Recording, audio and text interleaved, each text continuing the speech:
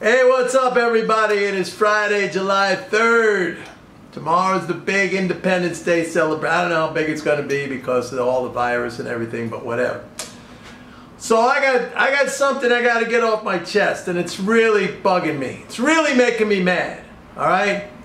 Now, you know, I've been ranting over the last couple of weeks about all these crybaby hedge fund managers and Wall Street analysts talking about what's the use anymore? It's the Fed juicing up the markets. There's no more free market. The free capital markets are gone.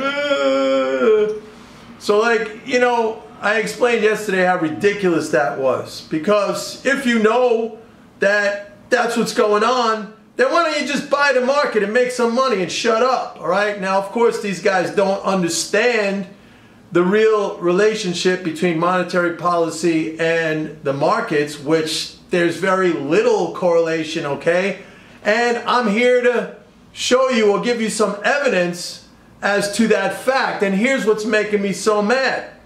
Like, did you know that in the last 5 weeks, the Fed has reduced reserve balances? This is the so-called printed money and the juicing that's going on. The Fed has reduced reserves by almost $500 billion in 5 weeks. Now, to put that in perspective, all right, it took 6 months for the Fed to increase reserves by $500 billion. But over that period of time, all we heard about was they're juicing up the markets. The Fed's juicing up the markets. It was like every day, nonstop in these idiotic blogs like Zero Hedge, okay? When they were doing repos, when they were buying treasuries, when they were buying T-bills, when they were making loans, okay? When they were buying equity indices. It took 6 months for the Fed to add $500 billion to reserves. This was all the pumping money in and juicing the market up. Like that, you heard idiots like Peter Schiff and all these other morons talking about.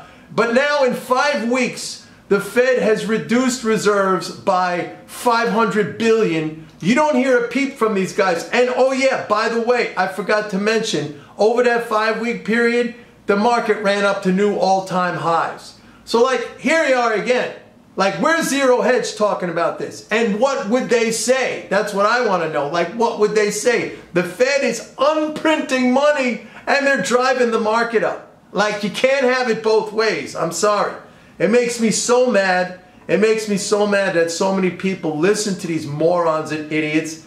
Not you guys, of course, because I'm teaching you what the truth is. I'm showing you what the reality is. I'm giving you the facts. I'm refuting and rebutting all of their points, and I'm giving you evidence as to the reality of what's going on. But man, it is really, really frustrating. Not frustrating. It's just like comical. It's ridiculous. It is. You know, it angers me that this stuff is put out there. This garbage is put out there all the time. You know, the juice and all. And I'm not talking about only the idiots. I made this video yesterday about, what's his name, Ray Dalio, biggest hedge fund manager, wrote this fancy book and everything, considered like this genius guru, sitting there crying in his soup like there's no more free capital markets, there's no more free markets, and he's just talking about, you know, the Fed controls the economy.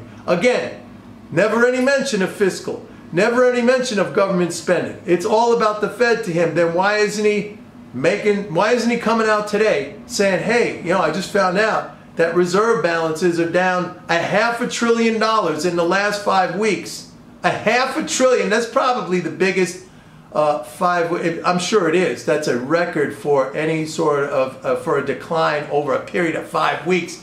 You know, $500 billion. It took 6 months for the Fed to increase reserves by $500 billion. It took them 5 weeks to drop it down by $500 billion. And over that period of time, hey, Ray, the market made new all-time highs. The market made new all-time highs. So what's your theory now?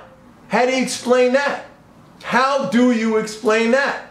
I mean, it completely counters, you know, what you're crying about. It's the exact opposite of what you're crying about. I mean, shouldn't we have seen the market crash when you had such an unprinting of money in that period of time? How did the Fed control the economy at that point, supposedly, when it drained out $500 billion from reserves in the banking system? So you see, folks, it's easy to take money from these guys. Like Dalio lost a bunch of money, so much as a matter of fact that he's closing down his hedge fund and he's opening a family office to manage his own money.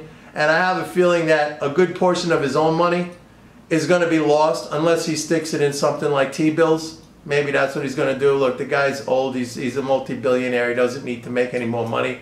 But he's certainly not doing well. And again, this highlights knowledge, having understanding, having the correct information. It doesn't get you all the way there. Of course, you need the mental game. You know, you need that patience. You need all the things I talk about. But it gets you much farther ahead than all of these crackpots and knuckleheads. Anyway, that's all I got for today. I'm mad. What do you want? I mean, because it's crazy. On the other hand, I'm happy because I take their money. Go to my website, sign up for a 30-day free trial of MMT Trader. Listen to my podcast. The links are all here in the description below. Subscribe to my channel if you haven't done already. And have a great 4th of July, everybody. See you next week. Bye-bye.